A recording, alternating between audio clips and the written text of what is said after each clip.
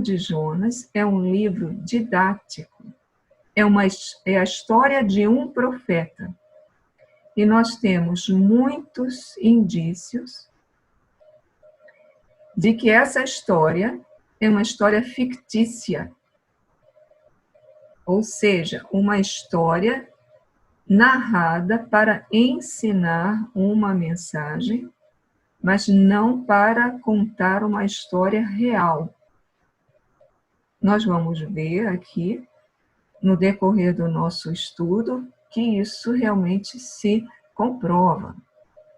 E já, primeiramente, a gente pode ver isso pelos elementos fabulosos que existem no livro de Jonas. O livro de Jonas é cheio de coisas fabulosas. Fabulosas aí no sentido de fábula mesmo. Assim, no sentido de algo fictício, né? É um mar encapelado, é um peixe que engole, dentro do ventre do peixe, o profeta Jonas, chamado de profeta Jonas, canta um salmo, depois ele é cuspido pelo peixe, vai parar numa praia, ele vai lá para a cidade de Nínive, pregar a mensagem de Deus. Lá, o povo se converte imediatamente, faz penitência, até os animais fazem penitência. Nós temos elementos da natureza que participam dessa história, né? Temos lá uma planta que cresce para dar sombra a Jonas, temos um verme que pica essa planta e ela morre, temos o sol que dardeja em cima da cabeça de Jonas, um vento forte, ou seja, muitos elementos naturais aí. Inclusive, no final do livro, se fala nos muitos animais que existem na cidade de Nínive. Vamos ler, para quem ainda não se lembra, né, do livro. Mas não é um livro realmente histórico, é um livro didático. Isso não tira em nada o valor do livro.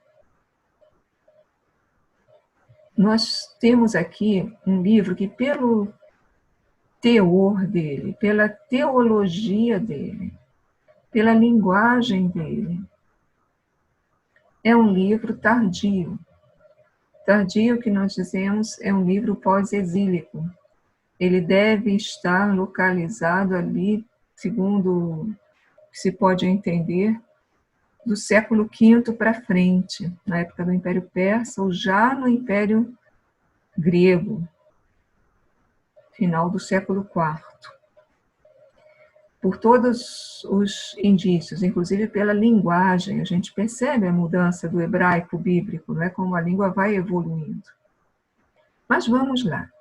Jonas, quem tem um livro pode abrir aí, né? Jonas, a gente já percebe aqui no iniciozinho do livro como ele difere dos livros proféticos, porque ele já começa, a palavra do Senhor foi dirigida a Jonas, filho de Amate, mas na verdade a gente não tem um oráculo, a gente tem uma ordem para ele cumprir. Levanta-te, vai a Nínive, a grande cidade, e anuncia contra ela que a sua maldade chegou até mim. Quem é esse Jonas, filho de Amate? Ele é citado no segundo livro dos Reis, capítulo 14, versículo 25. Esse Jonas, citado no segundo livro dos Reis, 14, 25, ele teria vivido, isso aí é histórico, provavelmente, na época do rei Jeroboão II. Isso significa século VIII. Mas, como falamos, por todos os indícios de teologia, de vocabulário e de língua, esse livro não é tão antigo assim, ele traz um hebraico bem mais recente. E pensamentos teológicos muito mais recentes. Então, certamente se pegou esse personagem, que era conhecido da tradição judaica, para, a partir dele, fazer uma história didática. E por que exatamente esse? Nós não sabemos exatamente, né? Podemos ter alguns pensamentos. Primeiro, o livro de Jonas vai narrar que Jonas vai até Nínive, capital da Assíria, para anunciar que ela será demolida, destruída. Ora, Jonas de Amate, que é o citado lá no segundo livro dos Reis, é exatamente um profeta do Reino do Norte, na época em que os assírios estão dominando o Reino do Norte, e como nós sabemos, os assírios acabarão por deportar grande parte da população e acabar com a cidade de Samaria, não digo, mas com a corte de Samaria. A cidade de Samaria não foi destruída, mas a corte foi deportada. O país foi dominado, populações estrangeiras foram trazidas para ali, e parte do povo foi deportado para fora. Então, provavelmente se pegou esse profeta, que é do Reino do Norte, dominado pela Assíria, exatamente para fazer dele alguém que vai à Assíria dizer: Assíria, você vai ser demolida. Um outro motivo pelo qual se poderia pensar que esse profeta pelo qual esse profeta foi evocado é o próprio nome dele. O nome Jonas, em hebraico, é Yonah, que significa pomba, pomba. E pomba é um pássaro que serve muito para questões assim românticas. No livro do Cântico dos Cânticos, se fala na esposa, na moça lá, amada do Cântico dos Cânticos, como uma pombinha, né? Mas, no livro de Oséias, exatamente Oséias 7, de 11 a 12, a pomba é uma metáfora para indicar como o povo do Reino do Norte é tolo. Porque o pombo também é um tipo assim de animal tolo, que não, nem se defende direito, né? Não é um animal sagaz, é um animal tolo, pouco sábio, digamos assim, agora aplicando ao povo. Então, seria também uma nota assim, irônica, né? Esse profeta aí não é nada sábio. A gente vê que realmente no livro, o Jonas só faz tolice, a gente diria, né? E então o nome cai muito bem para ele. Mas vamos lá. No versículo 2 vem então a missão. Levanta-te, vai a Nínive, a grande cidade, e anuncia contra ela que a sua maldade chegou até mim. Essa é a missão de Jonas. Nínive é a grande cidade. Então se mostra aí a grandeza de uma cidade pagã, uma cidade que representa o povo mais cruel contra o povo de Deus. Qual é a reação de Jonas? Isso vem agora a partir do versículo 3 até o versículo 16, até o finalzinho do capítulo 1. A reação de Jonas é: Jonas levantou-se para fugir para Tarsis, para longe da face do Senhor. Ele foi na direção exatamente oposta, porque ele vai pegar um navio, então ele foi na direção do Mediterrâneo. Ninguém sabe exatamente a que se refere Tarsis. Alguns acham que pode ser Tarso, que fica ali na Ásia Menor, né? Outros acham que seria uma cidade do litoral da Espanha. Outros acham ainda que é um jogo com um termo grego que significa remo, porque aqui Jonas vai pegar um navio. Então, tem um termo grego que é muito semelhante à palavra Tarsis e que significa remo, remo de navio. Naquela época, os navios eram a remo, né?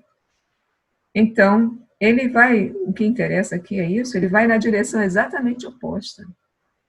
Por quê? Se Deus manda ir para Nínive e ele está na terra de Israel, ele tem que ir para o Oriente.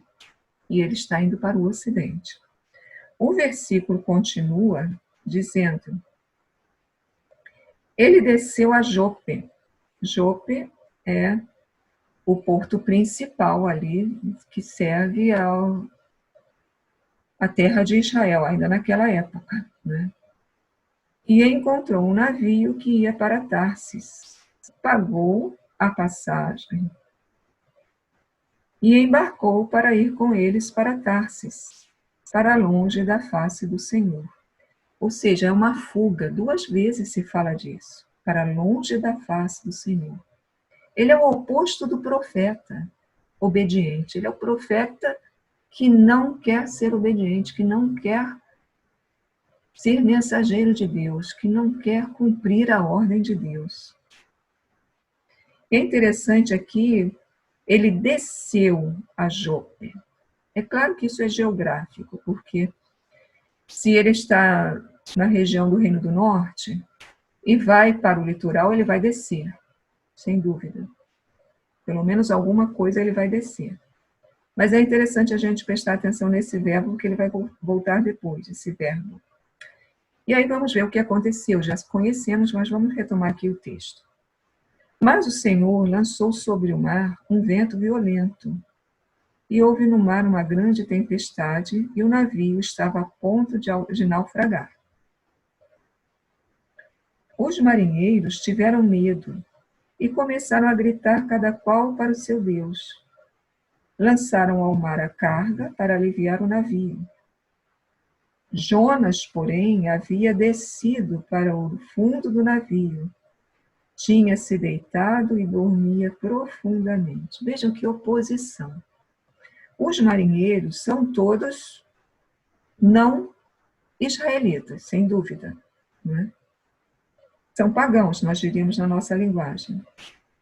E eles estão preocupados, eles estão rezando, eles são religiosos, cada um invoca o seu próprio Deus e tomam as precauções necessárias nessa ocasião.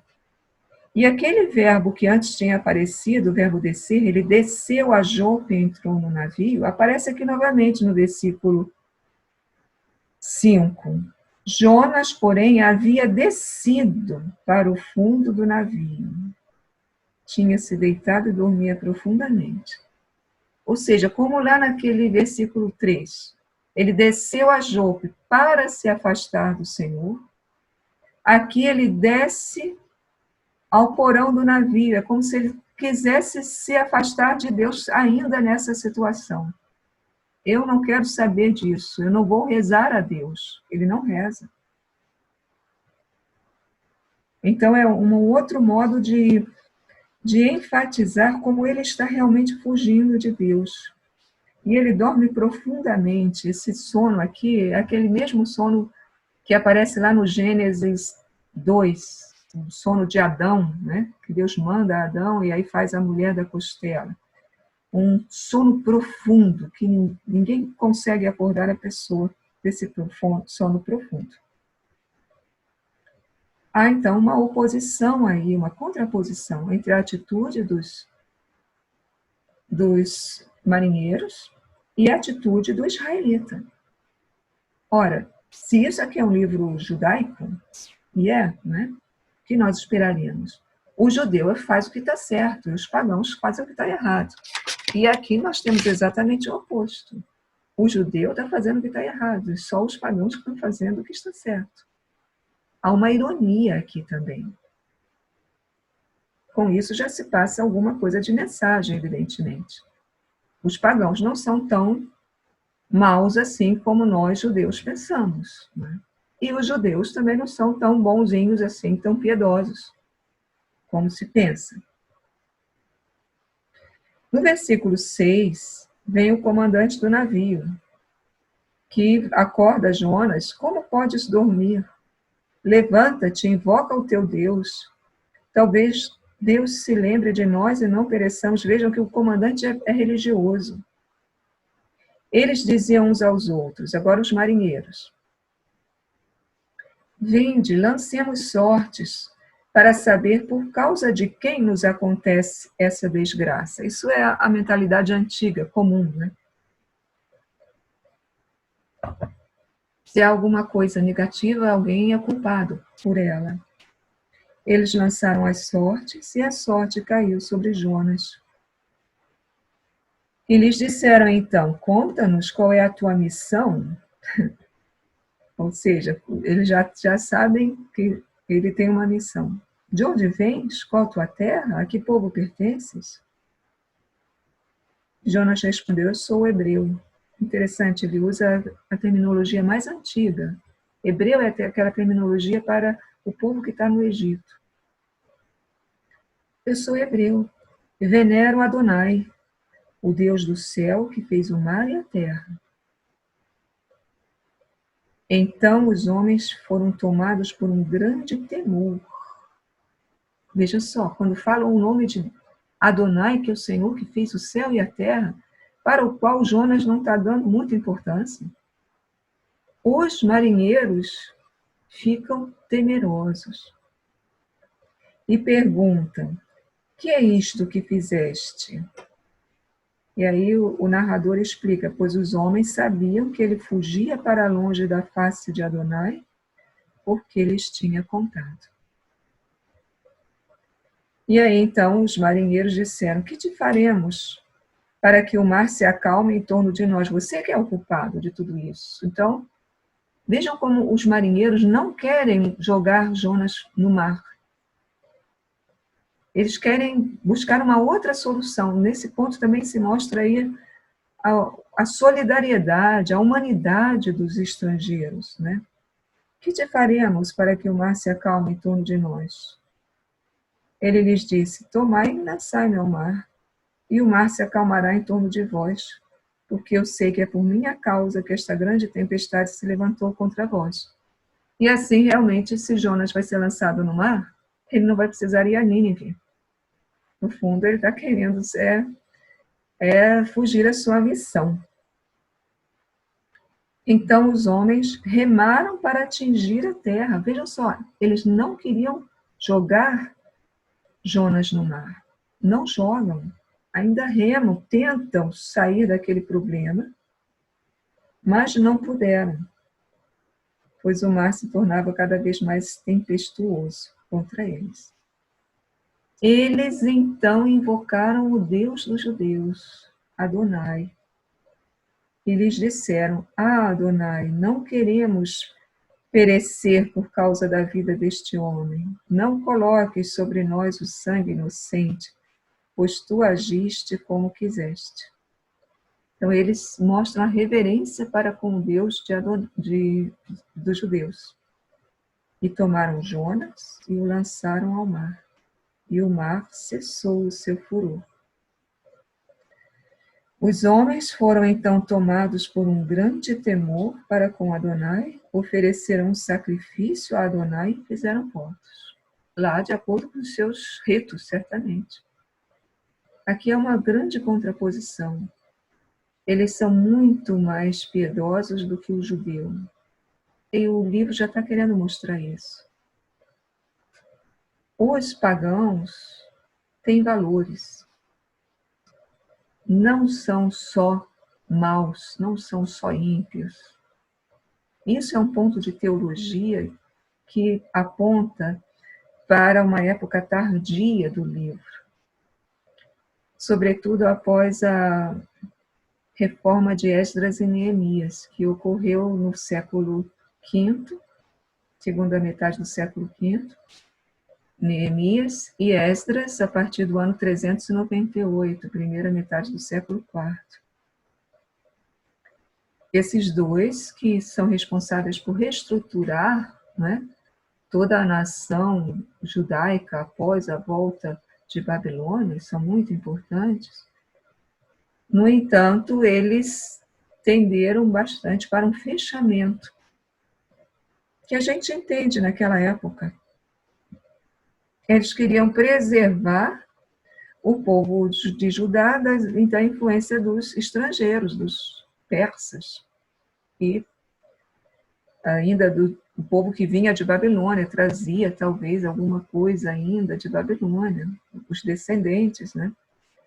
Eles tentaram dar uma uniformidade ao povo judeu, mas aí impuseram normas muito rígidas. Uma delas, como nós sabemos, é despedir a mulher estrangeira, mandar a mulher estrangeira embora, para não ter nenhuma mulher estrangeira no povo de Israel, de Judá. Então, esse livro aqui provavelmente está também reagindo a uma mentalidade que depois se cristalizou. Nós é que somos os tais.